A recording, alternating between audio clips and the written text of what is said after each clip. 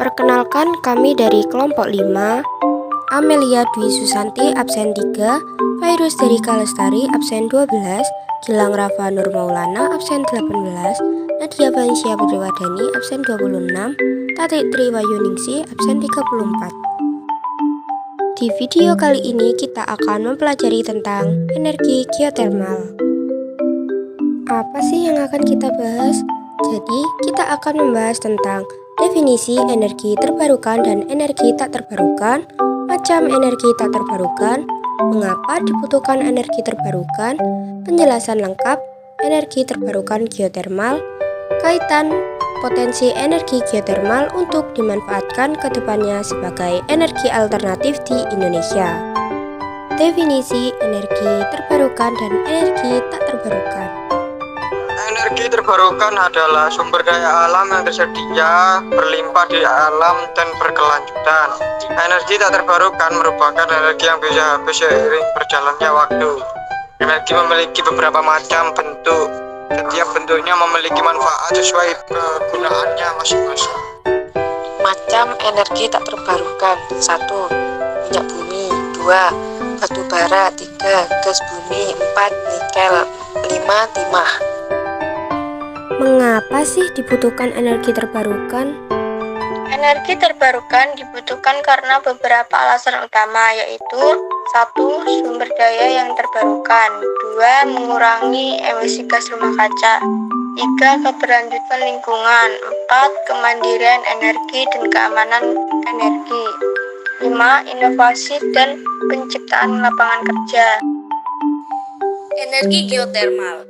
Nama energi geotermal berasal dari bahasa Yunani. Dalam bahasa Yunani, kata geo memiliki arti bumi dan kata termal memiliki arti panas. Jadi, ketika digabungkan, kata geotermal memiliki arti panas bumi. Energi panas bumi sendiri dihasilkan dan disimpan di dalam inti bumi. Jika dibandingkan dengan bahan bakar fosil, panas bumi merupakan sumber energi dan hanya melepaskan sedikit gas rumah kaca. Energi geotermal adalah energi panas yang terkandung dalam fluida air, bisa dalam bentuk uap, cair, atau campuran keduanya, yang berada pada kedalaman lebih dari 1 km di bawah permukaan bumi. Fluida panas ini memiliki temperatur dan tekanan yang tinggi, bahkan ada yang memiliki temperatur lebih dari 300 derajat Celcius. Ini menjadikan geotermal sebagai penyedia energi yang masif atau besar. Energi geotermal ini berasal dari sistem geotermal yang ada di bumi, yaitu sistem yang terdiri dari batuan panas atau sumber panas. Pada kedalaman lebih dari 3 km, batuan rekahan yang mengandung reservoir fluida berada di atas batuan panas. Dan batuan panas penudung yang biasanya berupa lempung ubahan yang menyelimuti reservoir. Kita bisa mengenali keberadaan sistem geotermal dengan tanda-tanda yang tampak di permukaan bumi, seperti mata air panas, semburan uap, lumpur panas, sublimasi belerang, dan batuan ubahan atau alterasi akibat pemanasan yang dilakukan fluida hidrotermal. Potensi energi geotermal untuk dimanfaatkan ke depannya sebagai energi alternatif di Indonesia. Pemerintah Indonesia mencanangkan bauran energi baru terbarukan mencapai 23% pada 2025 dan naik lagi 31% pada 2050. Sebaliknya, bauran energi dari minyak bumi pada 2050 diturunkan separuhnya dari saat ini 40%. Di tengah rencana transisi penggunaan energi terbarukan tersebut, tidak banyak yang sadar bahwa Indonesia memiliki potensi energi terbarukan geotermal atau panas bumi terbesar di dunia. Sampai saat ini, pemanfaatan potensi tersebut belum maksimal. Jumlah potensi sumber daya geotermal Indonesia sekitar 11.073 MW listrik dan cadangannya sekitar 17.506 MW. Kapasitas pembangkit listrik secara nasional yang pada akhir 2016 memproduksi listrik 59,6 GW atau 59.600 MW, maka jika potensi tersebut digunakan semua sebagai pembangkit listrik, maka menambahkan kapasitas 18% dari total produksi listrik saat ini. Penyebaran sumber energi geotermal ini hampir merata. Bisa ditemukan lebih dari 300 titik dari Sabang sampai Merauke. Energi ini dapat dimanfaatkan untuk membangkitkan energi listrik dan dapat mengurangi ketergantungan pada bahan bakar minyak atau BBM sebagai sumber tenaga listrik.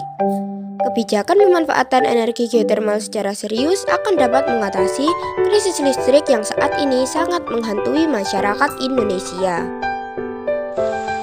Dalam roadmap pengembangan geotermal yang disusun oleh Kementerian Energi dan Sumber Daya Mineral, Indonesia menargetkan mengembangkan energi geotermal sekitar 7.000 MW pada 2025.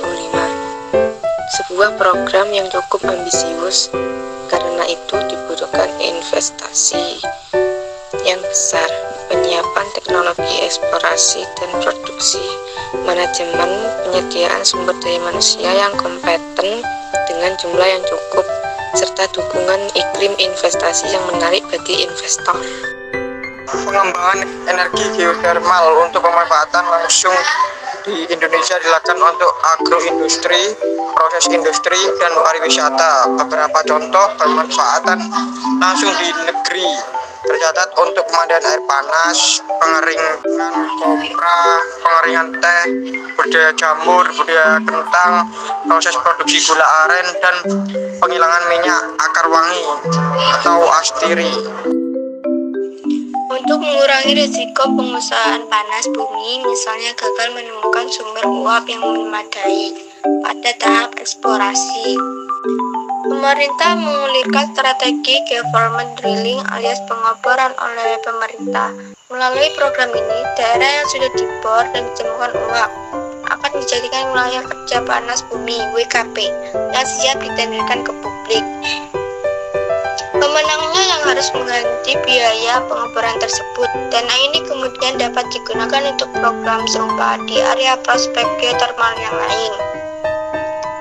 Jika rencana bauran energi baru terbarukan itu berhasil, akan jarang terdengar lagi terjadinya krisis listrik di negeri ini, karena sumber energi terbarukan begitu melimpah.